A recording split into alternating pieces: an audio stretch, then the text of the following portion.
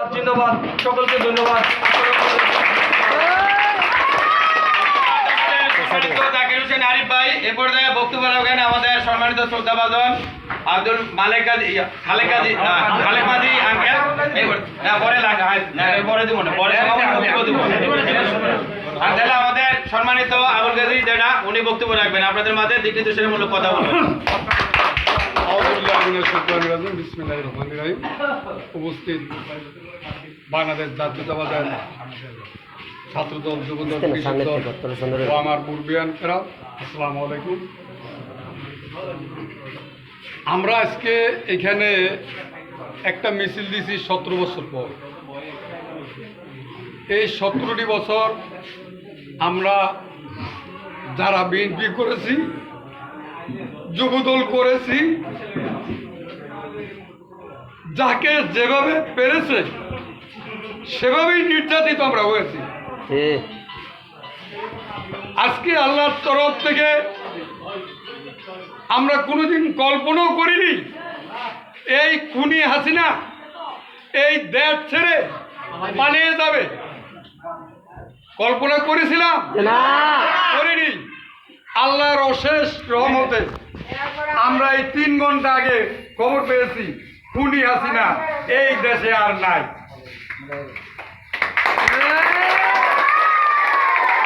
পাশাপাশি আমি আমাদের জাতীয়তাবাদী দলের পক্ষ থেকে আজকে সেনাবাহিনীর প্রধান যিনি ক্ষমতা নিয়েছে তাকে ধন্যবাদ জানাই। এই শহীদের রক্তের বিনিময়ে আজকে আমরা কথা বলতে পেরেছি, আর উনি যে কথা বলার সুযোগ করে দিয়েছে সেই জন্য তাকে ধন্যবাদ। পাশাপাশি কে কিভাবে নির্যাতিত হয়েছেন, কে কিভাবে হামলা খেয়েছেন, কে কিভাবে মামলা খেয়েছেন, কে কিভাবে কথা বলতে পারেন নয়, আপনারা যদি মনে করেন আমরা জানি না, এটা ঠিক না, আমরা সবাই জানি। তবে এখন একজন স্বৈরা শাসকের পতন হয়েছে, এটি আমাকে বড় পাওনা ছিল, আমরা পেয়ে গেছি।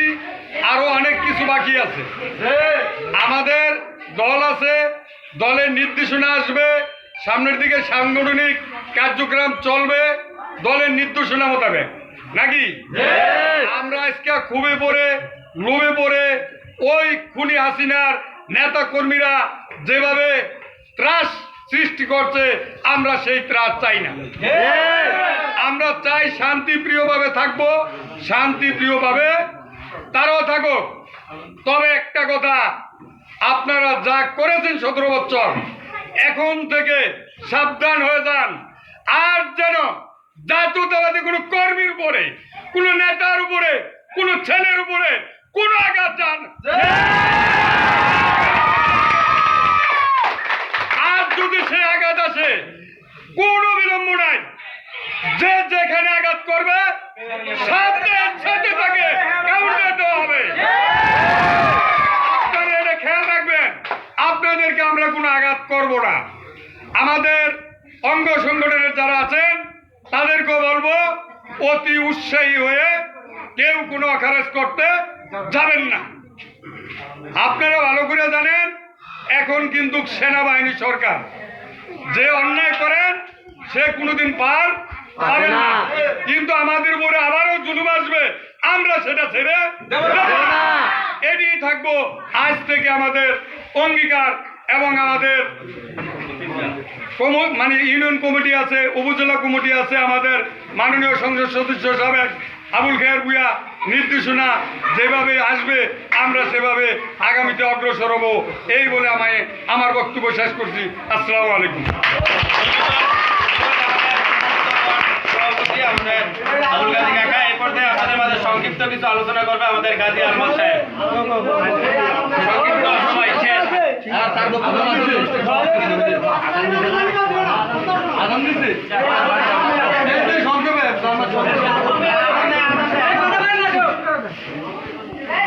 আসসালামু আলাইকুম। আমি কোনো রাজনৈতিক বক্তব্য দেবো না, আপনারা হয়তো আমাকে অনেকে চিনেন। আমার রাজনীতি শুরু হয়েছিল এই সোহাগ ভাইকে দিয়ে। আমাদের ইউনিয়ন ছাত্র দলের আহ্বায়ক কমিটি যখন গঠিত হয়েছে, সোহাগ ভাই ছিল আহ্বায়ক, আমি ছিলাম যুগ্ম আহ্বায়ক। ওই সময় আমার সেনাবাহিনীর চাকরি হয়েছিল, আমি চলে গেছি সেনাবাহিনীতে চাকরি করছি। পরবর্তীতে অসুস্থতার কারণে আমি পেনশনে আসছি। দীর্ঘ 19 বছর সরকারি চাকরি করে আসছি, কিন্তু মনের যে ভালোবাসা ছিল আমার প্রিয় দল বিএনপির প্রতি। আমি বর্তমানে পেনশনে আছি, আমি অসুস্থ, আপনারা সবাই আমার জন্য দোয়া করবেন। শুধু একটা কথা বলবো, যে জুলুম করে সে জুলুমের প্রতিদান আজ হোক কাল হোক সে পাবে। আর বর্তমানে নিরপেক্ষ সরকার ক্ষমতায় আছে, এমন কোনো কাজ করা যাবে না, কোনো বেফাস কথা বলা যাবে না যেটার জন্য দাঙ্গা হাঙ্গামা সৃষ্টি হয়। ইনশাআল্লাহ, যেহেতু অন্তর্বর্তীকালীন সরকার গঠন হবে, তারা দেশ চালাবে, ভবিষ্যতে নির্বাচন হবে, নির্বাচন হলে আপনাদের দল, আমার প্রিয় দল ইনশাআল্লাহ ক্ষমতায় আসবে নির্বাচনের মাধ্যমে, কারচুপির মাধ্যমে না। তখন আমরা আমাদের অধিকার ফেরত পাবো। আর যারা শহীদ হয়েছে, বিশেষ করে আজকে সবার কাছে অনুরোধ রইল, মাগরিবের সময় ইমাম সাহেবরা বলে দিবেন সকল শহীদদের আত্মার মাগফিরাত কামনা যাতে বিশেষ মুনাজাত করা হয়। ধন্যবাদ। আজকের মতো আমাদের এই সংক্ষিপ্ত আলোচনা সভা এখানে সমাপ্ত ঘোষণা করা হলো এবং আপনাদের সকলের প্রতি একটু আহ্বান রইল, আপনারা উচ্ছৃঙ্খল কোনো কথাবার্তা করে। ধন্যবাদ। জয় বাংলা। লন লন লন দাদার মিষ্টি লন মিষ্টি লন জিন্দাবাদ। মিষ্টি খান আরে দেন কাকারে দেন